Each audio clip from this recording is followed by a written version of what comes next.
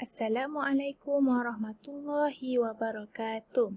Kepada anak-anak tahun 3 untuk subjek sirah kita pada minggu ini, kita akan belajar tentang mukjizat Nabi Muhammad SAW.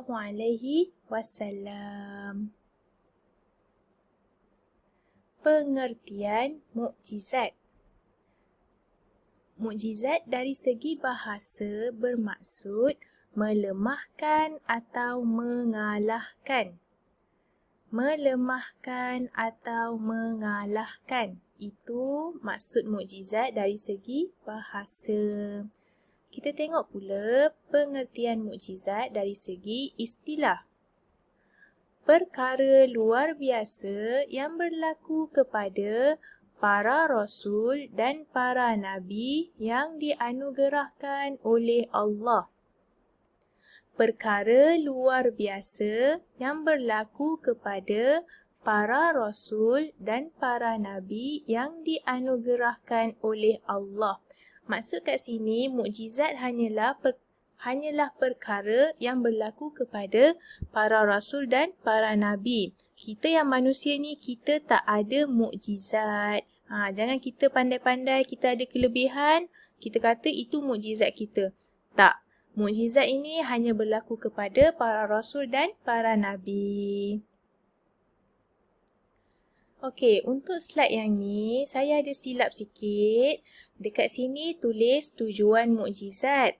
Tapi tak, sebenarnya bahagian mukjizat, bukan tujuan mukjizat. Saya minta maaf ya.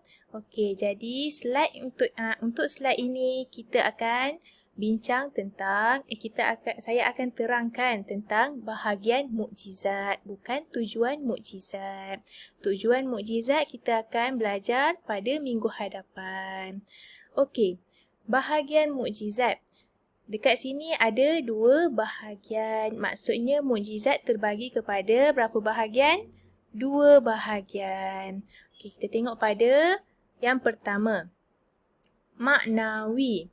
Mukjizat maknawi. Apa tu mukjizat maknawi? Mukjizat maknawi ialah mukjizat yang tidak dapat dilihat dengan mata tetapi dapat difahami dengan akal. Mukjizat maknawi ni kita tak dapat lihat dengan mata tapi kita boleh faham dengan akal fikiran yang Allah telah berikan kepada kita. Contohnya Al-Quranul Karim. Al-Quran, okey? Ayat-ayat Quran yang turun tu kita tak nampak dengan mata kita. Tapi bila kita baca ayat-ayat Al-Quran tu, kita boleh faham dengan akal fikiran kita. Yang kedua, Isra' dan Mi'raj. Sama juga, kita tak nampak peristiwa Isra' dan Mi'raj tu. Tapi daripada segi cerita, kita boleh faham apa yang terjadi di sepanjang Isra' dan Mi'raj. Okey, kita pergi pada mukjizat hissi. Apa pula mukjizat hissi?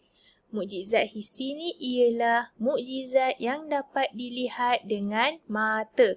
Maksudnya mukjizat yang boleh nampak dengan mata, jelas depan mata. Tapi bukan depan mata kita lah, sebab kita tak ada waktu zaman Nabi. Okey, yang pertama. Keluar air dari celah jari jemari Nabi Muhammad SAW. Benda tu ialah perkara yang luar biasa. Mana ada orang sekarang yang keluar air daripada celah-celah jari? Tak ada, okey? Yang kedua, terbelah bulan di langit. Itu juga termasuk dalam mukjizat hissi, mukjizat yang dapat dilihat dengan mata. Okey, yang terakhir. Melambatkan matahari terbenam. Ini semua 3 ni adalah contoh mukjizat hissi, mukjizat yang boleh nampak dengan mata. Jadi awak kena hafal lah ni. Nanti andai kata ada soalan-soalan yang awak dapat daripada saya, tanya apa mukjizat hissi, inilah jawapan dia. Inilah yang awak kena hafal. Apa dia mukjizat maknawi? Kena ingat mukjizat maknawi ni yang kita tak dapat lihat dengan mata tapi kita boleh faham dengan akal kita. Mukjizat hissi pula mukjizat yang dapat dilihat dengan mata. Okey? Okey, itu sahaja penerangan saya untuk minggu ini tentang subjek sirah kita yang bertajuk Mukjizat. Kita jumpa lagi pada minggu hadapan masih dalam tajuk yang sama, Mukjizat. Okey, sekian, terima kasih. Assalamualaikum warahmatullahi wabarakatuh.